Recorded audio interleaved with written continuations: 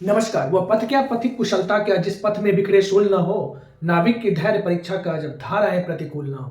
जी हाँ, अब समय आ गया है और बहुत कम समय में बेहतर तैयारी करके हम अपना रिजल्ट कितना अच्छा ला सके, परिश्रम इतनी शांति से करें कि परिणाम हाहाकार मचा दे। आइए देखते हैं हम लोग बिहार स्कूल एग्जामिनेशन बोर्ड 2025 में बायोलॉजी से पूछने जाने वाले अगला इंपॉर्टेंट प्रश्न क्या होगा, उसको हम कैसे लिखेंगे, क्या तरीका होगा, इसके बारे में जानते हैं। देखते हैं हम लोग। अगला इंपॉर्टेंट प्रश्न है, मनुष्यों में ऑक्सीजन तथा कार्बन डाइऑक्साइड CO2 और O2, मनुष्यों में ऑक्सीजन तथा कार्बन डाइऑक्साइड का ट्रांसपोर्टेशन परिवहन कैसे होता है।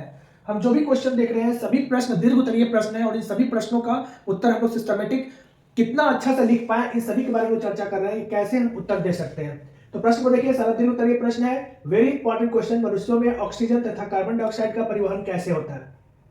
आइए जानते हैं कैसे हम इसका उत्तर लिखें। तो सबसे पहले यहां पर लिखेंगे, मनुष्यों में O2 तथा CO2 का परिवहन, transportation of oxygen and carbon dioxide in human being. मनुष्य में कैसे ट्रांसपोर्टेशन होता है, तो हम लोग जानते हैं कि हीमोग्लोबिन को, रक्त में जो हीमोग्लोबिन पाया जाता है जिसके कारण खून का रंग लाल होता है, और हीमोग्लोबिन ही ऑक्सीजन का वाहक होता है, ट्रांसपोर्टेशन करता है। यानी हीमोग्लोबिन वह माध्यम है जो रक्त में पाया जाता है, जो हमारे शरीर में ऑक्सीजन को सारी कोशिकाओं तक पहुंचाता है और वहां से कार्बन डाइऑक्साइड को पुनः ला करके हृदय में, फेफड़ा में छोड़ता है, और वहां से नासिका द्वारा कार्बन डाइऑक्साइड बाहर निकलता है वायुमंडल में। तो स्वच्छ ऑक्सीजन ग्रहण करना और उसके बाद हृदय से पूरे शरीर में ले जाने की प्रक्रिया, कोशिका तक पहुंचाने की प्रक्रिया, और इसके बाद पुनः कार्बन डाइऑक्साइड को प्रत्येक कोशिका से लेकर के हृदय तक पहुंचाने की प्रक्रिया को श्वासोच्छवास कहते हैं। अब आइए इसका उत्तर कैसे लिखेंगे। देखिए, हम श्वास लेते हैं, जब हम श्वास लेते हैं तो हमारी पसलियां जो है, पसलियां ऊपर उठती है। जब सांस लेते हैं तो पसलियां ऊपर की तरफ उठती है, जितनी पसलियां हैं फेफड़ा की वह ऊपर की तरफ उठती है। और डायफ्राम, नीचे का जो ये पार्ट हो गया डायफ्राम, इस तरह से यह हार्ट का, यह डायफ्राम हो गया, इस तरह से हृदय का, और ये पसलियां हो गई।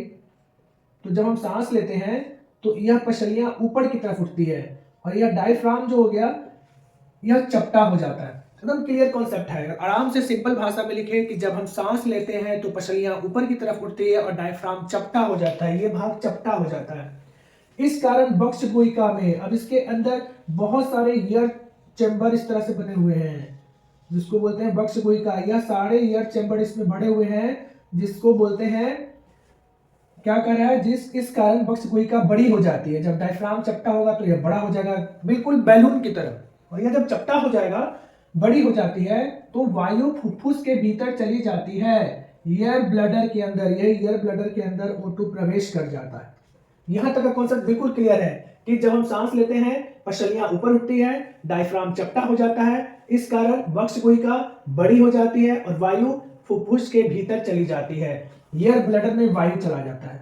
अब दूसरा कॉन्सेप्ट देखिए कि ब्लड यानी रक्त, पूरे शरीर से CO2 को, यानी कि प्रत्येक कोशिका से रक्त जो है, ब्लड, वह कार्बन डाइऑक्साइड को क्या करता है, ट्रांसपोर्टेशन, मतलब चलाने, लेकर, ढोकर लाने का काम करता है। तो CO2 को कुपिका, एल्वियोलस में लाता है, और यहां से क्या करता है, में छोड़ने के लिए लाता है। इसी कुपिका में वह CO2 को छोड़ने के लिए लाता है। Two way communication, one way direction, O2 को लेके गया पूरे कोशिका की तरफ, उधर से फिर CO2 को लेकर आया, तो यह उसे पुनः एल्वोलस में छोड़ने के लिए लाता है। यह कुपिका से O2, ऑक्सीजनेटेड रक्त यानी O2 लेकर शरीर की सभी कोशिकाओं तक पहुंचता है, प्रत्येक सेल में ऑक्सीजन को पहुंचाता है।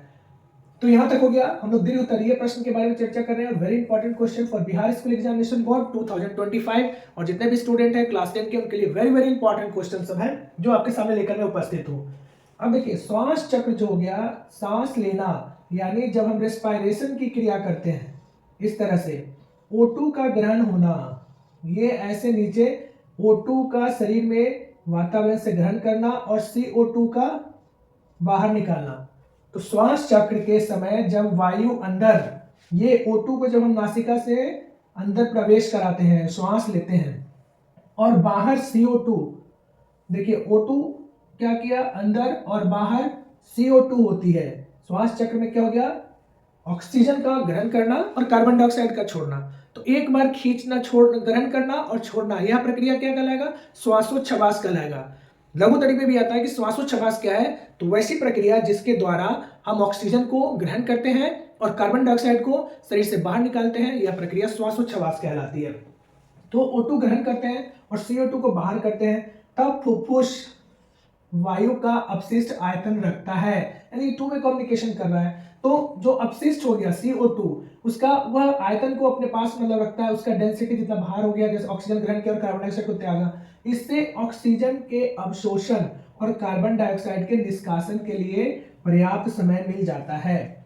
और यही प्रक्रिया क्या कहलाएगा, यह उपयुक्त प्रक्रिया मनुष्य में O2 तथा CO2 का परिवहन करता है। यह सब उपयुक्त प्रक्रिया को हम परिवहन क्रिया कहते हैं, जिसमें ऑक्सीजन को ग्रहण करना और CO2 को छोड़ना। अब इसको हम कैसे बनाएंगे एक डायग्राम में, उसको देखते हैं। तो यहां देखिए वायुमंडल, और यहां से O2 ऑक्सीजन को हम श्वास क्रिया में ग्रहण किए, ऐसे डायग्राम बनाएंगे। यह फेफड़ा में गया, O2 कहां पहुंचा, फेफड़ा में, हृदय में। यहां से फेफड़ा में क्या होगा कि रक्त में हीमोग्लोबिन द्वारा O2 का परिवहन होगा। हम अभी चर्चा किया कि हीमोग्लोबिन के द्वारा O2 का परिवहन हृदय से फेफड़ा से होकर के आ गया, और वैसे रक्त हीमोग्लोबिन का जब परिवहन करेगा, इसको बोलते हैं ऑक्सी हीमोग्लोबिन, यानी जो ऑक्सीजन को लेकर के पूरे शरीर में प्रवेश करेगा, कोशिका में ऑक्सीजन को पहुंचाएगा, तो वैसे हीमोग्लोबिन को बोलते हैं ऑक्सी हीमोग्लोबिन, ऑक्सीजन के साथ। और इसका परिवहन करके कहां लाया, यह शुद्ध रक्त हो गया, यह ऑक्सीजन के साथ शुद्ध रक्त हो गया, और इसको प्रत्येक सेल में पहुंचाएगा, कोशिका में पहुंचाया, और यहां से यह फिर क्या करेगा, कोशिका उत्तक के साथ पुनः यह O2 का कोशिका में प्रसरण कराएगा, मतलब प्रत्येक कोशिका में O2 ऑक्सीजन पहुंचा, पुनः रुधिर यानी ब्लड से CO2 का प्रसरण करेगा, यहाँ CO2 को पूरा कैरी किया। अब रक्त द्वारा CO2 का जो परिवहन हुआ और जो दोबारा पुनः उसको कैरी किया, इसको बोलते हैं कार्बोक्सी हीमोग्लोबिन, यानी ऑक्सीजन लेकर गया उसको बोलेंगे ऑक्सी हीमोग्लोबिन, और कार्बन लेकर रिटर्न आया कार्बन डाइऑक्साइड को, तो इसको बोलेंगे कार्बोक्सी हीमोग्लोबिन। यहां से यह डायग्राम दिखा रहा है। फिर यह फेफड़ा में आया और फेफड़ा में CO2 का ग्रहण, यहाँ पर CO2 आया और पुनः नासिका द्वार से CO2 वायुमंडल में बाहर आ गया। तो यह प्रक्रिया बहुत ही इंपॉर्टेंट है यह क्वेश्चन, और इस तरह से हम डायग्राम बना करके, और ऐसे यदि हम उत्तर लिखें तो हमें बेहतर नंबर आएगा। यह कैसे हमारा ऑक्सीजन और कार्बन डाइऑक्साइड का परिवहन करता है, दीर्घोत्तरीय प्रश्न आएगा। और अगले वीडियो में फिर हम नया क्वेश्चन देखेंगे। वीडियो को लाइक, सब्सक्राइब और शेयर करना ना भूलें। आपका दिल से बहुत wish all the best. Thank you, जय हिंद, टेक केयर, बाय बाय।